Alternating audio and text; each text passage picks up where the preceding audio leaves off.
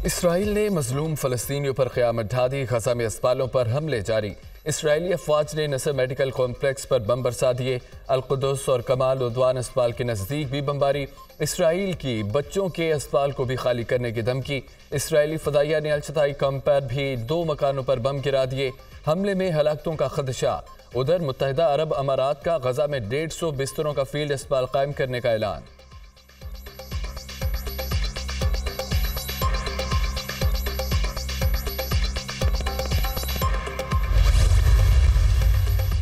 सहूनी forces के वहशाना हमले जारी। गजा के 2 जुनूबी शहरों पर बमबारी। रफा और खान यूनिस के करीब बमबारी की गई।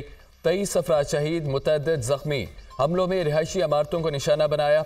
इसराइली फौज की एक बार फिर गजा के लोगों को जनूब की तरफ हिजरत करने की धमकी। फजाई हमलों के साथ साथ जमीनी कार्रवाइयां तेज कर रहे हैं तर्जुमान इसराइली फौज।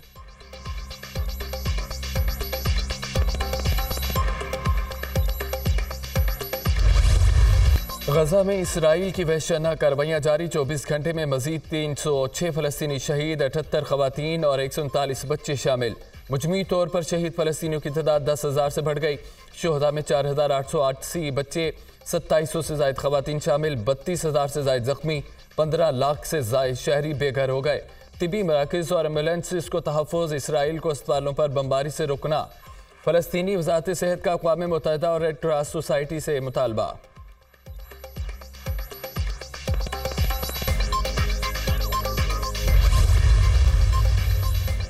गजा की सूरत हाल। अक़वाम मुत्तहिदा का एक और इजलास बेनतीजा ख़त्म। जंग के हवाले से करारदाद पर फिर मंजूर न हो सकी।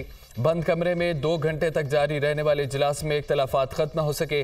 अमरीका का दोहरा रवैया अक़वाम आलम के रास्ते में रुकावट बन गया। अमरीका एक तरफ तो इंसानी हमदर्दी की बुनियाद पर जंग में वक्फे की बात करता है, दूसरी तरफ इसराइल के साथ खड़ा है। दुनिया इंसानी बुनियादों पर जंग बंदी का मुतालबा कर रही है।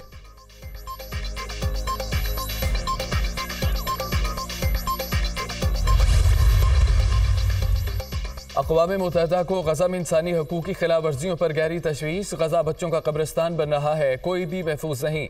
गजा की हालत किसी ड्रोने ख्वाब जैसी है। शहरियों के कत्लेआम का कोई जवाब नहीं दिया जा सकता। फ़लस्तीन के जंग ने दुनिया को हिला कर रख दिया। सेक्रेटरी जनरल अक़वाम मुत्तहिदा एंटोनियो गुतेरेस की न्यूज़ कॉन्फ्रेंस। गजा में ईंधन फराहमी की इजाज़त देने का मुतालबा।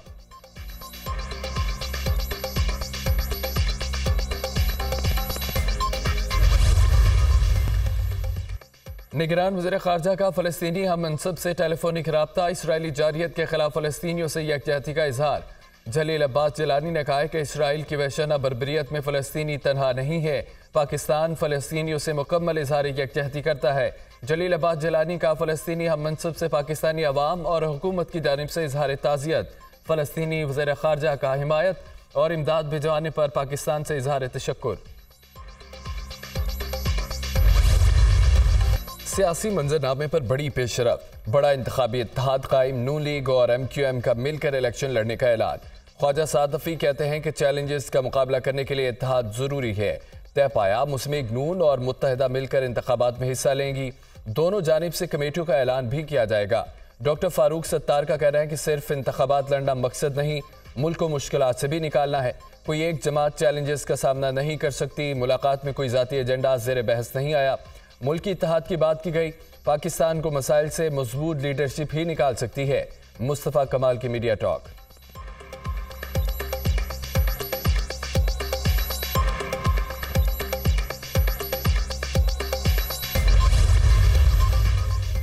मुस्लिम लीग नून और MQM की मुलाकात का मुश्तरका एलामिया जारी। अवाम को मसाइल से निकालने के लिए मुश्तरका हिकमत अमली इख्तियार की जाएगी। दोनों जमातों का 6 रुकनी कमेटी बनाने का फैसला। कमेटी दोनों जमातों के दरमियान इश्तराक के लिए हतमी तजावीज़ क़यादत को 10 रोज़ में पेश करेगी। मुल्क व कौम को मुश्किलात से निकालना अहम तरजीह है। एलामिया का मतन।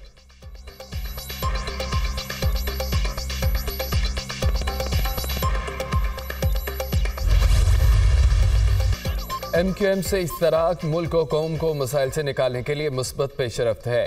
हमें सिर्फ पाकिस्तान की तरक्की चाहिए। हर इलाके की तरक्की हमारी तरजीह रही है। लवारी टनल हो या हज़ारा मोटरवे, हमने ही पाकिस्तान को ये मंसूबे दिए।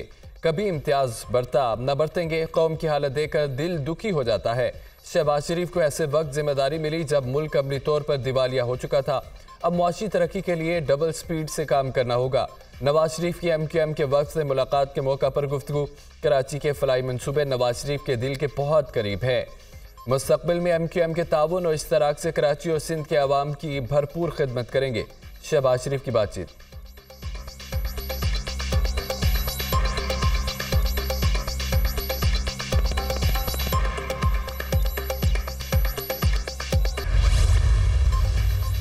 नून लीग और MQM के वफूद की मुलाकात में क्या हुआ? दुनिया न्यूज अंदरूनी कहानी सामने ले आया। MQM ने मरियम नवाज को कराची से इलेक्शन लड़ने की तजवीज़ दे दी। मुत्तहिदा की जानिब से मरियम नवाज की कैंपेन चलाने की पेशकश। नून लीग ने मुशावरत के लिए वक्त मांग लिया। MQM रहनुमाओं ने नवाज शरीफ को दौरा सिंध के दौरान अपने हेडक्वार्टर आने की दावत दी, जो नून लीग की कायद ने कबूल कर ली। मुल्क में सियासी कशीदगी के खात्मे गए और दीगर जमातों के साथ रवादारी को फ़रोग देने पर भी इत्तफाक। नवाज शरीफ की जानिब से सिंध के नए सदर बशीर मेमन को MQM की क़यादत से मुकम्मल राब्ते में रहने की हिदायत।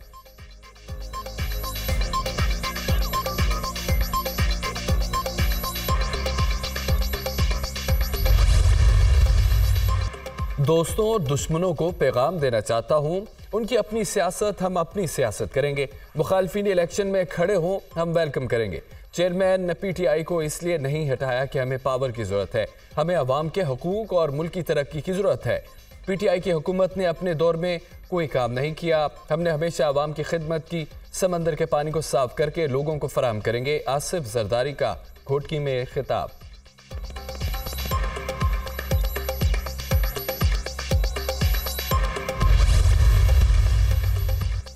8 फरवरी को इंतखाबात कराने के लिए तमाम तैयारी कर ली। चीफ इलेक्शन कमिश्नर ने निगरान वज़ीर आज़म अनवारुल हक काकड़ को यकीन दहानी करा दी।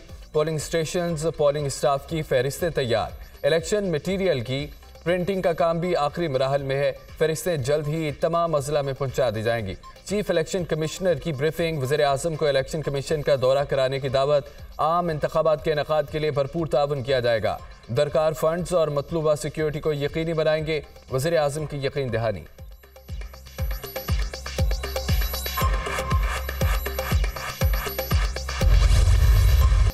स्मोक की सूरत हाल पर पंजाब हुकूमत का जुमे और हफ्ते के रोज छुट्टी का ऐलान। लाहौर TVN, गुजरावाला, हाफजाबाद और नारोवाल में इतलाक होगा।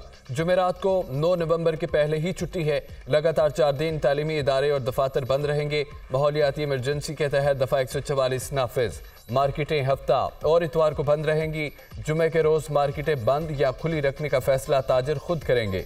बेकरीज, मेडिकल स्टोर्स खुले रहेंगे। लोगों से अपील है घरों में रहें। बाहर निकलते वक्त मास्क पहने। शहरियों की सेहत हर चीज़ से ज़्यादा अजीज़ है। निगरान काबीना के इजलास के बाद निगरान वज़ीर आला पंजाब मोहसिन नकवी की न्यूज़ कॉन्फ्रेंस।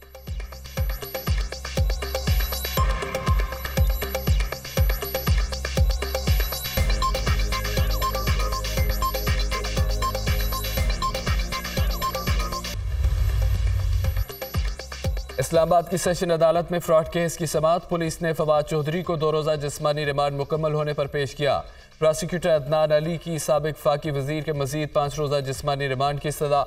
अदालत ने जिस्मानी रिमांड में मजीद 1 रोज़ की तोसी कर दी।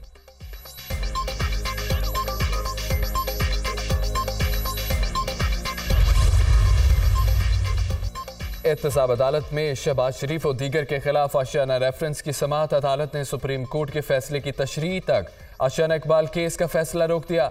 हम सुप्रीम कोर्ट के फैसले के खिलाफ नहीं जा सकते। अदालत के रिमार्क्स। शहबाज शरीफ समेत दीगर की बरीयत की दरख्वास्तों पर मजीद मुआवनत मांग ली।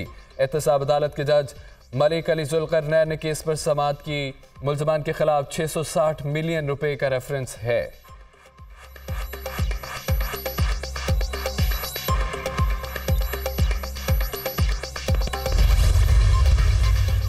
मुल्क में आम इंतखाबात की तारीख का ऐलान। नून लीग अपना मंशूर बनाने के लिए मुतहरिक। 33 रुकनी मंशूर कमेटी के अरकान का ऐलान।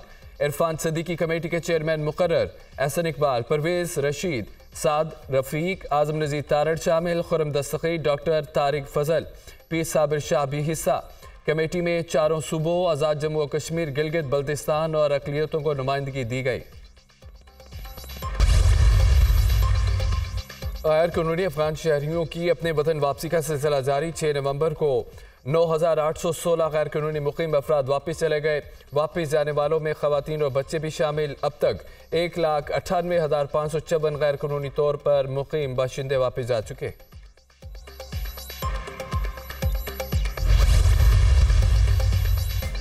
पंजाब में गंदम बहरान संगीन, फीमन कीमत में 400 रुपये इजाफा। ओपन मार्केट में गंदम 4,800 रुपये फीमन फरोख्त होने लगी। एक हफ्ते में 20 किलो आटे के थैले की कीमत में 200 रुपये इजाफा।